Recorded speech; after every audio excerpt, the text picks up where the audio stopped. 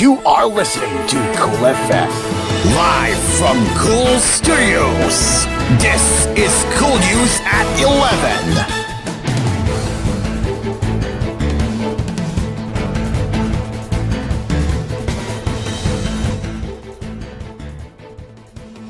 Good afternoon. Sorry, good morning, Luzon, Visayas, and Mindanao. It is now 11:01 a.m. and this is Cool News at 11.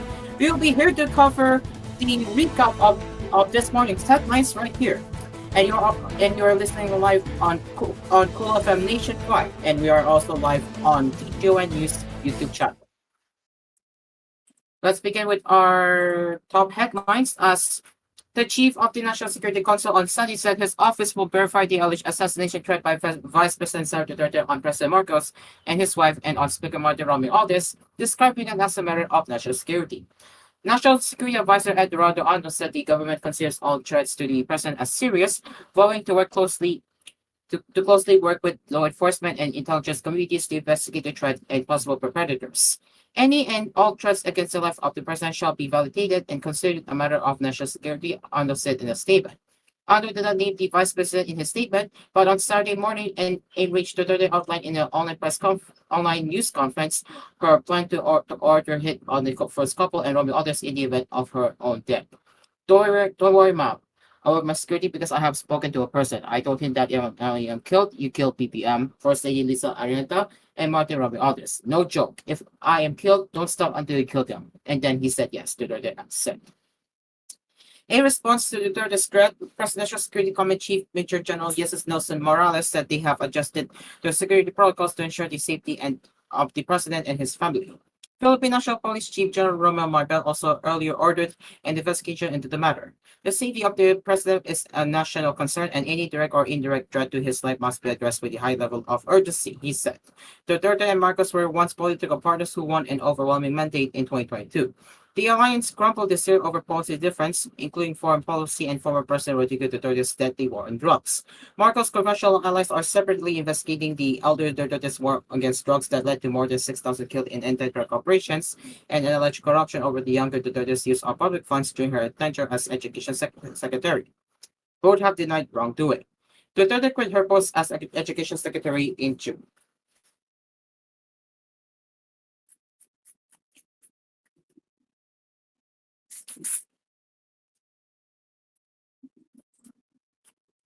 Senate President Francis Escudero has renewed his proposal to revert to the national government some agriculture services that were devolved to local governments in 1991.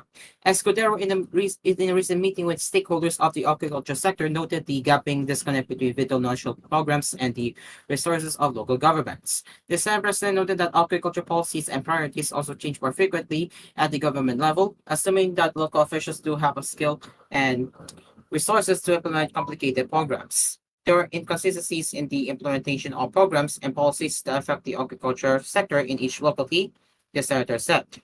If you have someone with a background as a farmer, you can expect policies in favor of the sector. Otherwise, there is no guarantee that their interests will be prioritized, as Escudero said in a statement. Since 1998, when he first served as representative of the First District of Sorsogon, Escudero has fought bills to revert agriculture services to the national government. Republic Act No. 7160, or the Local Government Code of 1991, devolved agricultural and health services to local governments as part of move to provide them with greater autonomy. Through the years, however, there have been growing gaps in the implementation of agriculture services, particularly in local governments with limited resources. Escudero said feedback from the stakeholders of the agriculture sector during consultations conducted in the course of the review of the implementation of the LGC over the years showed a strong desire to renationalize agriculture services. He said this prompted him to file bills to make this happen. The passage of several laws related to development of the agriculture sector over the years, including the Republic Act No. 8435 or the Agriculture and Fisheries Modernization Act of 1997, necessitates the DA's full administrative control and supervision over all personnel in the field who are involved in agriculture and fishery. Agricultural extension workers are the people in the field could be better told us to support the renewed push to revitalize the agriculture sector, he said. I hope the administration would consider the renationalization of the agriculture sector again as a resolution to so that all agricultural programs would be under the supervision of the secretary, he added.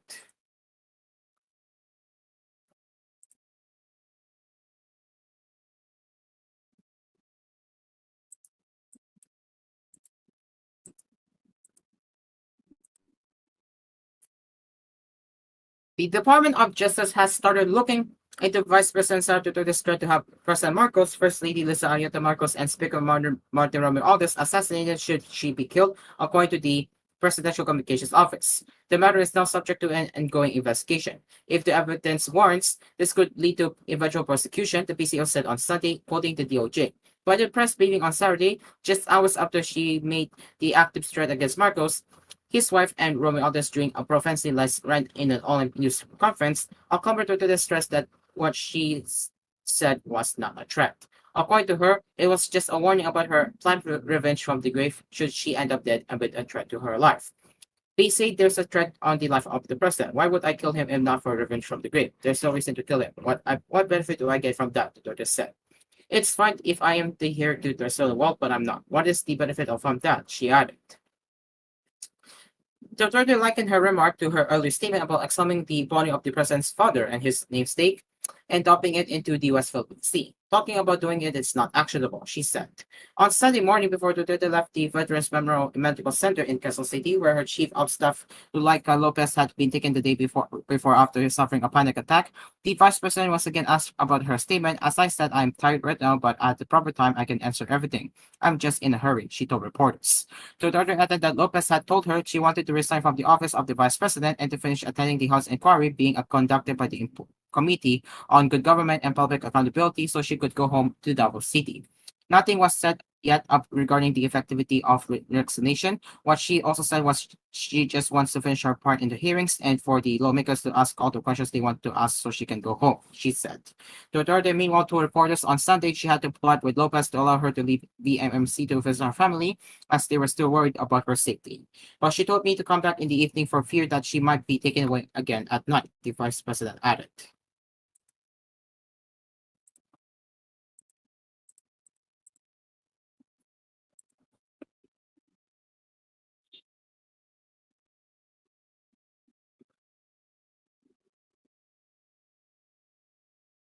The Armed Forces of the Philippines has confirmed that Colonel Ronaldo Escalona Jr. of the Judge Advocate General's Service was found dead in his quarters at Camp Aguinaldo in Quezon City.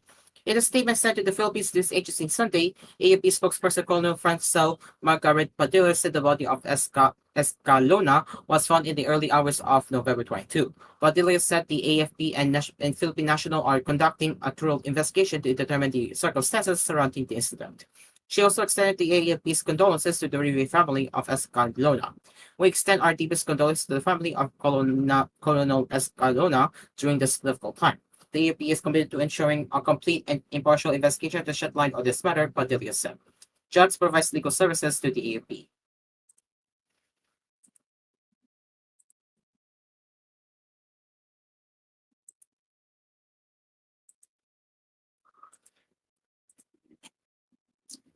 And the World Health Organization has decided to keep its alert for the mpox at the highest level as the number of cases and countries continue to rise. The WHO Director General, agreeing with the advice of the International Health Regulations Emergency Committee, has determined that the upsurge of mpox continues to constitute a public health emergency of international concern, the WHO said in a statement. The decision was based on the rising number and continuing geographic spread of cases, operational challenges in the field, and the need to mount and sustain a cohesive response across countries and partners, it added. The decision was made at the conclusion of the second meeting of IHR Emergency Committee on the Mpox upsurge on November 22. In August, WHO declared Mpox a global public health emergency for the second time in 2 years following an outbreak of the viral infection in Africa that could spread outside the continent. The WHO is expected to issue next week temporary recommendations to the 196 IHR state parties, including the Philippines. IHR defines the country's rights and obligations in handling public health events and emergencies that have the potential to cross borders. Mpox cases in the Philippines also continue to slowly rise, although the Department of Health has opted not to regularly release its data to avoid causing undue fear and panic among the public. Based on available data from the Department of Health, the country has had at least 32 cases of confirmed Mpox cases since 2022. Majority of the cases at 23 were only recorded since August this year. The recent cases were detected in the National Capital Region, Calabarzon, and Cagayan Valley. Health authorities on Friday were also monitoring a suspected Mpox case confined in the Amay Papak Medical Center in Marawi City. According to the Health Ministry of Bangsamoro, the female patient from Malaban Nalong del Sur shows symptoms of mpox, including recurring fever, skin rashes, and blisters in her body. They were awaiting test results from the Research Institute for Tropical Medicine in Muntinlupa City to confirm whether the patient indeed contracted mpox. If it turns out positive, it will be the first mpox case in the region and in Mindanao. On Friday, the DOH Regional Office in Calbasan said it detected 4 new mpox cases, bringing the total number of cases in the region to 13. The new patients are aged between 24 and 66 years old and began experiencing symptoms in the first week of November. The 4 patients all tested positive for the Clades 2 variant, which is a milder form of the virus. The DOH then retracted its statement, saying the data was released ahead of thorough verification. There are no mpox vaccines yet available in the Philippines, as most of the available supply is being directed to African countries, which are currently seeing an upsurge of mpox cases. On November 19, the WHO approved a second mpox vaccine for emergency use listing. The LC60M8 vaccine was developed and manufactured by KM Biologics in Japan. It followed Genos of Bavarian Nordic based in Denmark, which was requalified in September. Vaccines approved for EU outbreaks away for groups such as Gavi, the Vaccine Alliance, and the UN's Children Funds to buy doses for lower-income countries, including the Philippines. Vaccines are one of the important tools to help contain the outbreak as part of a comprehensive response strategy that also includes improved testing and diagnosis, treatment and care, infection prevention control, and engagement and education within affected communities, said Dr. Yukiko Nakatani, WHO Assistant Director General for Access to Medicines and Health Products. It is now 11:12 a.m. as we will return with the recap of this morning's headlines right here on koolNews at 11. Stay along with us. We will be right back.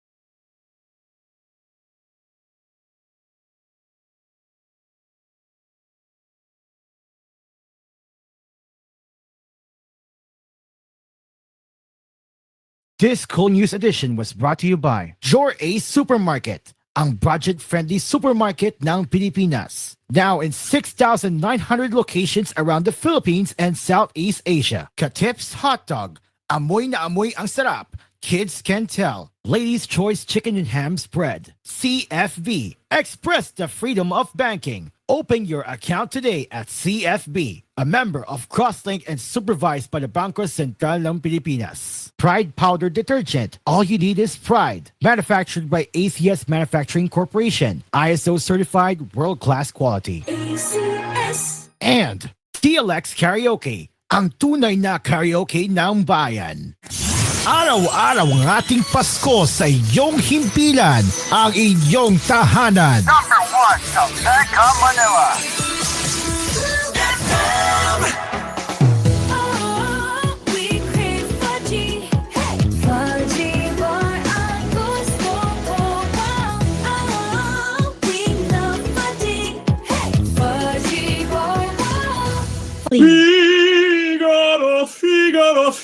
Birit na sana kaso parang may gumagasgas. Ganyan ang ubong may plemang mahirap ilabas. Mag-Plemex Forte Syrup. Gawa sa natural na lagundi. Tinutunaw ang plema. Pinipigil ang ubo. Ramdam ang hagod ng ginhawa. Sing your heart out. Basta lagundi, Plemex. Mabibili ang Plemex Forte Syrup 60ml at 120ml sa mga pangunahing butika nationwide. Vitex Nagundo L is a generic name of Plemex Forte. If symptoms persist, consult your doctor. Mommy,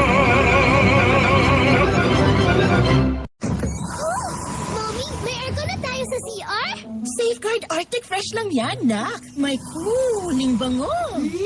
At patay ang 99.9% of germs sa tested bacteria. Yung ibang sabon, hanggang lamig lang. Ito, may germ protection. Oh, Mommy, wag na tayo bibili ng iba, ha? Dito lang tayo sa Safeguard Arctic Fresh. Shoo away germs. Safeguard Arctic Fresh. Germs off, air can cool on. Results may vary. Mas masaya at mas malakas ang katawan ngayong Christmas season kung sapat ang bitamina at may Agaricus Blazé Marine Mushroom ang kapeng hinihigop sa umaga. Ang Agaricus Blazé Marine Mushroom ay nagtataglay ng beta-glucan na siyang pamuksa sa iba't ibang klase ng cancer sa katawan. Pinapalakas ang immune system at inilalagay sa tamang antas ang ating dugo. Ang saya ng Pasko kung umiinom ng Mark Cafe 5-in-1 plus 1 Coffee Mix. Ang sarap ng natural. Mabibili na sa pinakamalapit na sari-sari store, grocery, supermarket, butika, drugstores dito sa ating lugar. Ang mensaheng ito ay hatid sa inyo ng Mark Cafe 5-in-1 plus 1 Coffee Mix. Ang sarap ng natural. Pag crispy pata ang ulam ni Bunso, masakit daw sa ngipin.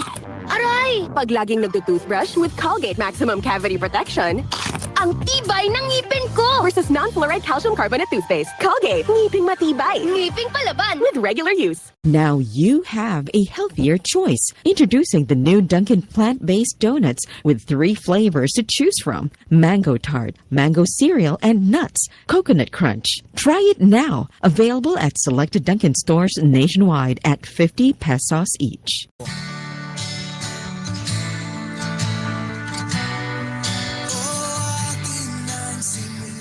Iwasan ang mahabang pila. Ang pandaraya sa buwis, bayan ang maghihinagpis. Tamang buwis ay bayaran sa ikaunlad ng bayan. Lahat tayo ay magtulong-tulong. Paghingi ng resibo ay isulong. Iwasan makandado. Magbayad ng wasto. Sa BIR magparehistro bago magnegosyo para hindi makalaboso. Magbayad ng maaga. Isang public service announcement mula po sa 101.3 Radyo natin Ujongan at BIR RDO number 35 Romblon. Kahit may edad na kami, masigla pa din. Tuloy lang sa activities on the go! Dahil sa healthy lifestyle at tulong ng Artrisin. Para sa mga active adults, may Artrisin. Ang Artrisin ay undenatured type 2 collagen at MSM. Kasama ng proper diet at exercise, maaaring makatulong ang Artrisin. Let's go! Make your move, baby! Artrisin, get going! Mahalagang paalala, ang Artrisin ay hindi gamot at hindi dapat gamitin panggamot sa anumang uri ng sakit. Intra na sa Great Taste Greatest Panalo Raffle Promo para sa chance na magdaog sa over 3 million pesos worth of cash prizes. Magbaka sa Great Taste Premium Classic at Great Taste White Classic. Magtipon sa mga empty packs kaya ihulog ang mga entries sa Dropbox in select stores. Gani, ano pag ginakulat nyo? Intra na! See posters for details. Promo runs from November 1, 2024 to February 28, 2025. DOH FDA CFRR permit number 1115 series of 2024. Sa likod kan mga kadipisilan, mga nag-aging kalamidad, tensyong pansiguridad, asindaing untok na kariribukan sa bilog na kinaaman, padagos mo kaming binabantayan. Salamat po ina sa urualdaw mong pagpadangat. Ang bilog na kabikulan, yaon sa pagrangat kan sa imong ngaran. Halik kay Congressman Zaldico, Congressman Jill Bongalon, asin kan bilog na Ako Bicol Party List. Viva la Virgen! Viva Nuestra Señora de Peña Francia!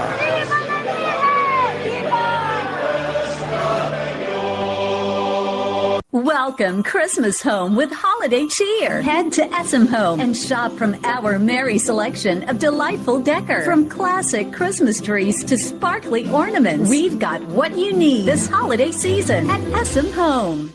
Ang kailangan ng Pilipino, bigas, hindi angas, kabuhayan, kaligtasan, hindi bardagulan, hanap buhay, hindi hanap away, hindi gera sa politika, kundi gera kontra gutom. Ang Pilipino, hindi lang dapat puro ambisyon, dapat ay may solusyon. Senator Amy Marcos po, unahin ang pagkain. Protection Yakult! with 8 billion live LCS Yakult! that may reach the intestines alive. Yakult! Helps improve digestion and boost immunity. Yakult! With proper diet and exercise, Yakult! kaya panalo ka dyan.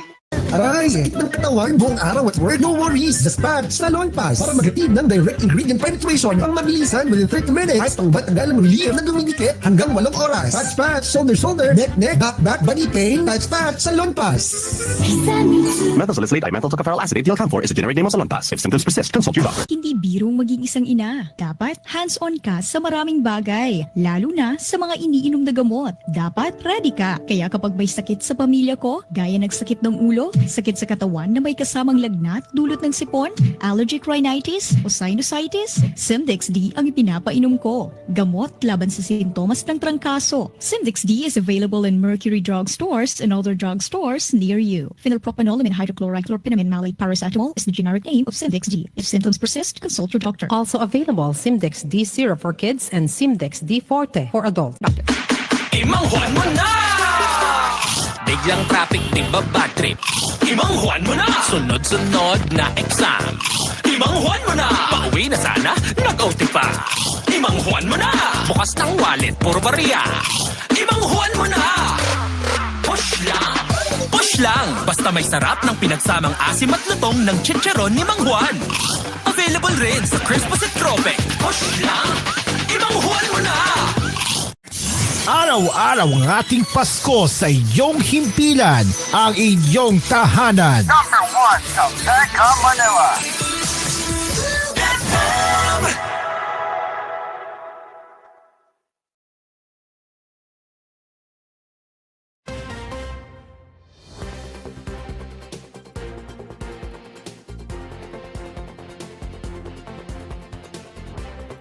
Welcome back to koolNews at 11 a.m. Let's continue with our headlines. Vice President Sara Duterte on Monday said her murder threat against President Ferdinand Marcos Jr. was maliciously taken out of logical context. Duterte said this in an open letter where she questioned the pronouncement of the National Security Council on Sunday that it considers all threats thrown at Marcos serious and a matter of national security. I would like to see a copy of the notice of meeting with proof of service, the list of attendees, photos of the meeting, and the notarized minutes of meeting where the council, whether past or present or past, resolved to consider the remarks by a vice president against the president maliciously taken out of logical context as national security concerns, said Duterte. In addition, please include in the agenda for the next meeting my request to present to the council the threats to the vice president, the OVP institution, and this person, she added. Duterte also challenged the NSC's definition of national security, arguing that it pertains to the protection of our sovereignty, which confines the function of the NSC to the formalization of policies for such. She also questioned why she wasn't invited to the council meeting when she is supposed to be a member, citing Executive Order 115-1986. According to the Vice President, she has not received a single notice of meeting since June 30, 2022. She then requested the National Security Agency to submit to her the notarized minutes of all meetings conducted by the Council from June 30, 2022. I want to review what the Council has accomplished so far in terms of policies and recommendations for national security, Duterte said. Moreover, please submit within 24 hours an explanation in writing with legal basis why the VP is not a member of the NSC or why as member I have not been invited to the meetings, whichever is applicable, she further demanded. The Vice President then urged NSC Council members as well as the public to demand transparency and accountability from the NSC. All this developed after Duterte in the press conference claimed that she had already instructed someone to kill Marcos, his wife Lisa, and cousin House Speaker Marty Romy Alves if she's ever killed. I already talked with the person. I told the person if they kill me, kill Pablo Marcos, Lisa Ayanta, and Marty Romy Alves. No joke, no joke. I have left the instructions, said Duterte. Malacanon, in a statement on Saturday, tagged this as an active threat. In the press conference just hours after she revealed the conversation on the assassinations on Saturday, Duterte also clarified that the threat was merely a warning reflecting her revenge from the grave should she end up dead amid a supposed threat to her life. She even likened it to her previous remarks where she tried to exhume the body of former president and dictator Ferdinand Marcos Sr. and dump it into the West Philippine Sea if political attacks against her would not stop. Thai 14 international headlines, 90 passengers and crew were evacuated from a resting plane Sunday after one of its engines caught fire while landing at an airport in southern Turkey, the Transport Ministry said. The incident involved a Sukhoi Superjet 100 or Su-95 operated by Russia's Azimut Airlines. The plane had just landed at Antalya Airport on Turkey's Mediterranean coast, where when a fire broke out in one of its engines, a mystery statement said. SU-95 type NRA 898085 registered aircraft Azimut Airlines traveling from Sochi Airport in Russia to Antalya Airport had an engine fire during landing, it said. 89 passengers and 6 crew members on board were safely evacuated at 9:43 p.m. and there were no injuries. All further scheduled landings at the airport would be canceled until 3 a.m. It added, saying other planes waiting to depart would use the airport's military runway for takeoff. An airport official told Anadolu state news agency that the fire had affected a slip engine but had been quickly extinguished. Strong winds and heavy rains from Storm Bert buttered much of Britain again on Sunday, causing devastating flooding, in particular in Wales, with around 100 flood alerts in place nationwide, authorities said. And Rhondda Cyclone the county in South Wales, 200 to 300 homes and buildings were flooded, a local councillor said, prompting the authorities to declare a major incident in the area.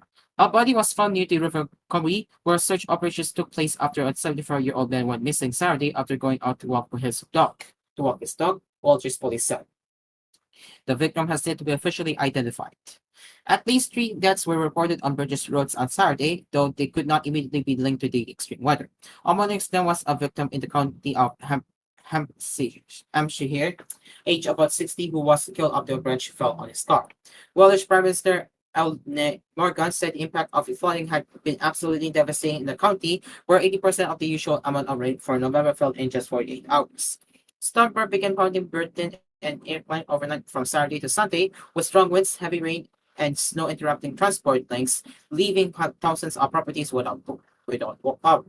Around 100 flood warnings were still enforced Sunday in England, coastline, and Wales, with road closures and train cancellations. Around 80 properties in England have been flooded, according to the Environment Agency. Areas on high alert were the Southwest, the West Midlands, and the Calder Valley in the north of England due to heavy rain and recent snowmelt, an agency spokesperson said.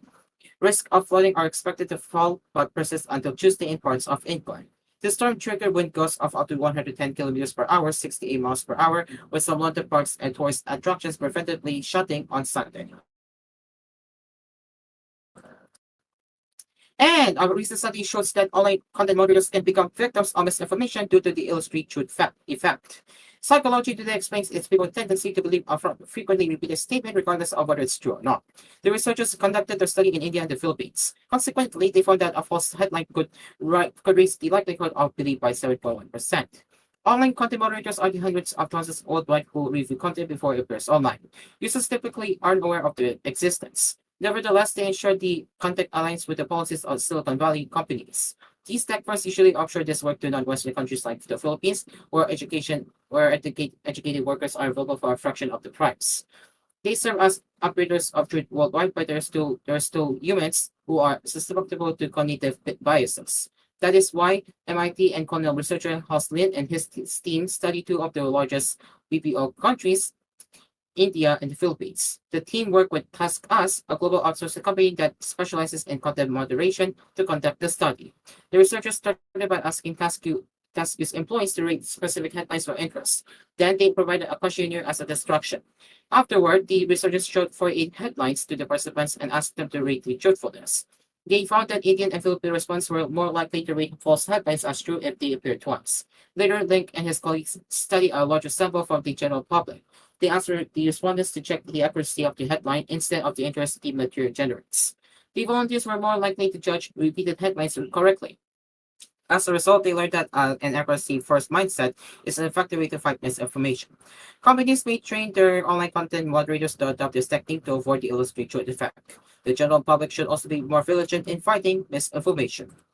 It is now 11:29 a.m. As it will be it for koolNews at 11. As always, we will return with more news headlines later at 12 noon with koolNews at noon. Until then, my name is Cairo and this has been koolNews. See you later. Good morning.